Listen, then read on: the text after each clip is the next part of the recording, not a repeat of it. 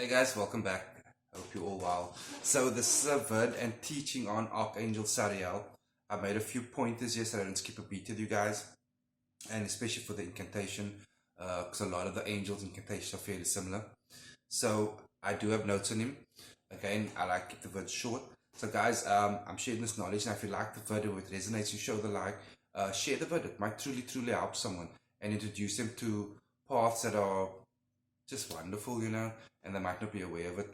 And again, if anyone you know, needs any of my services from e-invos, tarot readings, one-on-one consultations, the actual spell work themselves, I handle each case by case.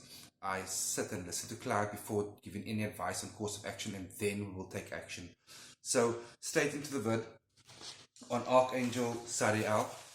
You're going to need his hand-drawn petition with all of them. That is just in my teachings.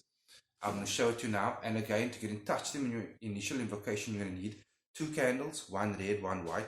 Make sure each is scribed with his name.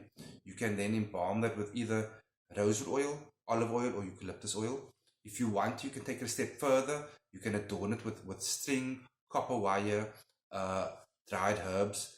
If you don't want to, you don't have to. It's just a bonus, but at least scribe the name and the oils. You're going to need an A4 page on which you're going to put your petition.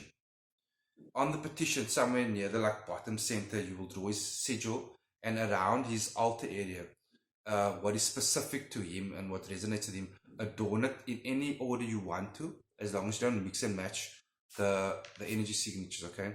You can do printed pics, whatever image even comes to your mind, you can draw it, you can print it, anything like that, that's cool. But the petition is most important. These 2 candles petition. This is the sigil which you will hand draw there. Again, you're welcome to print it out as well, as long as the petition has a hand-drawn version. And on top, you will start with his incantation, which is Baraktus Sariel Suriel Surifal Mangun. Baraktus Sariel Suriel Surifal Mangun. I can't give you a specific amount of times, how many times you call out the incantation. Once you start the invocation, you do call it out. I'd say at least 6 times. What I experience is, with different entities, I experience different forms of rhythm. That's the best way I can explain it. This is all internal and nothing external as yet. So internal, I'll feel different forms of rhythm. Like if you listen to different types of music, you move in different ways, right? So that's what I feel with these entities. Each one has their own energy signature, and I will literally feel different movements depending who I'm working with, who I'm calling upon. But I will definitely, most of the time, either get almost medley like with some of them, and most demons I get very like a boombox.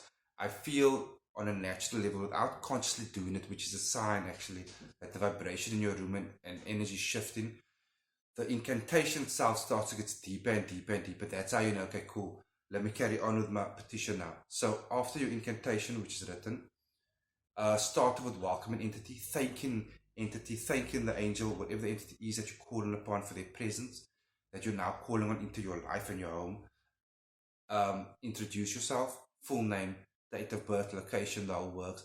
Ask and thank what it is you're looking for and asking from entity, okay? So that's written. You will then send the same message out verbally, and of course, lastly, in the same invocation, you will do it mentally and through visualization, which I'll get into now again. I do speak about it a lot in my other vids. So again, the more vids of mine you watch, the more this teaching starts to make sense also.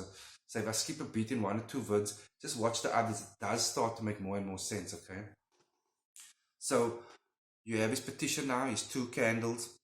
Give him some simple offerings. I never go overboard with it. It freaks people out. It makes them panic, makes them think they can't do it because I can't get their hands on this or can't get their hands on that. Offer him some sweetened wine, some nice fruits, roses, like a sweet smelling incense as well. Really, resonates with him. Okay, so that's what you need for basic invocation. So I'm going to get onto his characteristics now, but while I am on invocation now, I like to start I will look into entities' candles, candle flame and the sigil. I will read it out. I will read it out again and again. Thereafter, I'll start to close my eyes and I'll continue to loudly and verbally call out the incantation, introduce myself, call on entity, thank entity for being there right now until I feel that rhythm. And everyone's rhythm will be different. But until you feel a rhythm, you feel a boom, you feel an upper vibration, okay? Then I'll start to close my eyes and I'll visualize entity sigil coming into my hand with the flame, and I'll send it up normally with my right hand.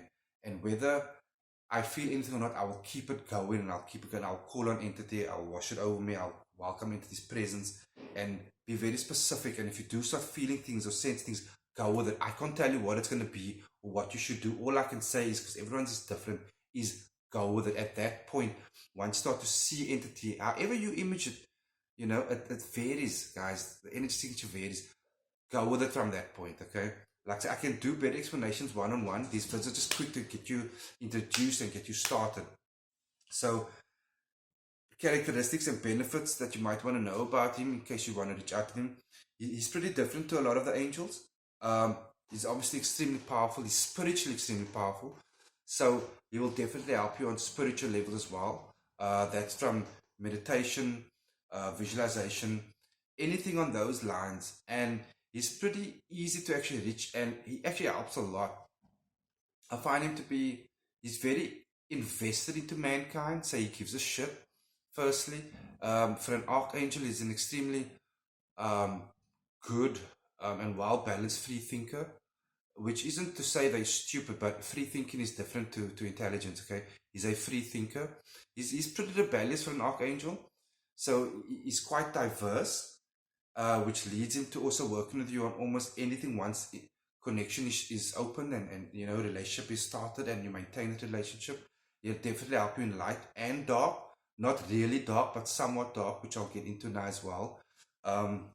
So he's an angel of order and structure. You know, once you start being very specific with him and his presence is there around you a lot, which will start to mirror, he will help bring structure definitely into your home, your relationships and place of work. So there's a lot of balance in working with him. He'll definitely help you with your spiritual goals. And I say when it comes to dark stuff where it's somewhat not too badly intended hexes and banishings, he will help with that. He will help protection. He's not quite your Archangel Michael when it comes to war and battle, but he is known for his battle attributes. So he's quite powerful in that respect as well. So he can protect you. He can go to battle for you. He can teach you and guide you. And keep in mind, he's an Archangel of might, but he's got this nice balance of light and dark, which is pretty cool actually. You might enjoy working with him. So guys, yeah, I hope you enjoyed the vid. Till next time. Cheers.